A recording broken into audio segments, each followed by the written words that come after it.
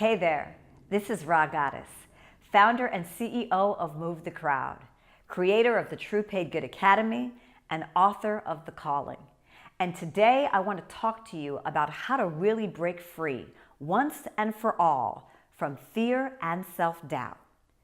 As someone who champions the dreams of others for a living, I know firsthand how paralyzing and frustrating these two challenges can be, especially if you are someone who knows you have a huge difference to make in the world. You can see your potential and all of the great things that you're capable of. But when it comes to actually getting on the court and really going for it, you hold back. And when you ask yourself why, you don't always have a good reason. I just want you to know that I feel you. I am someone who has suffered from extreme self-doubt, and that may be surprising when I say that. But I had to work to develop the kind of self-love and confidence that has allowed me to coach and mentor a whole new generation of celebrity game changers, and to build a financially successful venture, and to be on the court every single day, making the kind of contribution that I want to make. So how did I get here? More importantly, how have I helped thousands of people every year do it? And even more important than that is, how can I help you do it right now? I hear you. So grab your pens and your journals and let's get into it. Now, when it comes to transforming fear and doubt, the number one thing is to see it. If you continue to hold your fear and doubt as some vague, scary thing out there, you have no power to change it. When it comes to me and you and your fears and your self-doubts, well, I'm a stickler for getting to the root of the problem. Because until you can see and understand what's happening, it can be very hard to shift.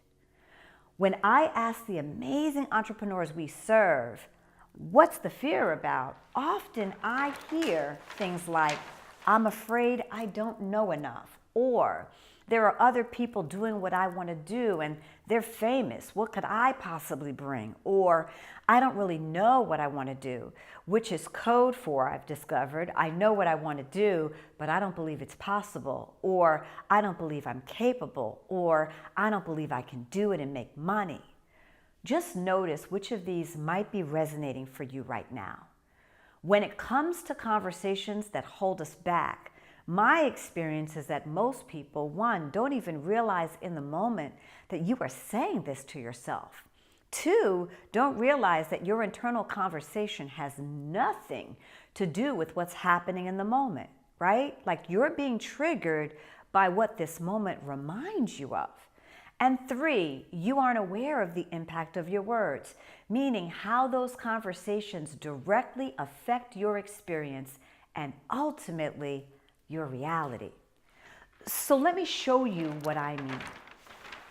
Your conversation begins with what you believe, and a belief is nothing more than a decision you make, then hold as true about how something is, or how you are, or how the world works.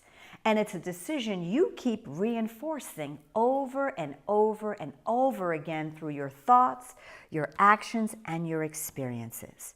So your beliefs govern your thoughts and feelings. Your thoughts and feelings guide your actions. Your actions then produce or give you your experiences, and your experiences reinforce that original belief. And around you go. Now, until you can see this, there's absolutely nothing you can do about it, which is why we always begin with awareness. Now that you can see it, i.e. you are aware of it, the second step is to own it. Now, I can't stress to you how important it is to take responsibility for your own experience, whether you like it or not. Because whether you know it or not, you are creative. Now, what do I mean when I say that? I mean that you have the power to transform anything that is not working for you, either by changing the circumstance or by changing your relationship to it. Now, we are creating all the time, but the problem is we're not aware of it. So we spend a lot of time creating things we don't want, or, or we create something we do want, but then we get scared. scared we're going to somehow mess it up or lose it. And that throws us right on back into the same negative pattern and dialogue, right? Anybody hear what I'm saying? But when we own it, meaning when we accept the fact that one, we have this going on, two, that it's going down on our watch, and three, that we have the ability to do something about it, we are now in the driver's seat and we can change it and change it for the better. Owning it, even when it hurts or it makes you uncomfortable, is an act of self-love and empowerment. I'm going to say that again. Owning it is an act of self-love and empowerment. And I'm emphasizing this because for many of us, we've actually been taught the total opposite. That if something goes wrong, well, blame the other guy. This is your life, beloveds. Take it into your own hands and make it something amazing because you can. Now, I can hear you guys right now. Okay, Ra, I'm with you. So, well, now tell me, how do I own it? Really simple. Tell the truth. To yourself, first and foremost. And if it's necessary, tell the truth to those who may be impacted by it and to those who are willing to support you. Saying it out loud releases the grip it has on you. You know, I have this fear that if I pursue my purpose, that people are going to criticize me because I don't know enough, or because I'm not perfect, or because I don't have 1 million followers on social media. Whatever it is, tell the truth about it so that you can see it for what it really is, which is just a story that you've made up about why you can't. A story that's been triggered by an old belief that you can, by the way, now see, and one that maybe made sense a long time ago, but may no longer be serving you now. Now, once you can see it and own it, your final step is to change it. How do I do that? That's always the million-dollar question. You do it by removing it and putting something even more powerful in its place. This is the vital part of transformation. If you pluck a weed, you gotta plant a flower. Say it with me. If you pluck a weed, you gotta plant a flower. This is why I'm so passionate about getting to the root. Because you guys, you know that if we pull the root, then we actually can plant something different to grow in its place. Otherwise, we're just trimming off the top of the weed, which inevitably will grow back. And so now that you've plucked that weed, let's talk about what it looks like to plant a new conversation. And consider what you'd plant, something that could actually motivate and inspire you to pursue your purpose. If we consider our original 3 conversations, these might be some great examples for how to turn it around. So I don't know enough now becomes I am enough, and anything I don't know, I can figure out. There are so many people already doing it, now becomes even though there are others in my field, I have something special and important to offer.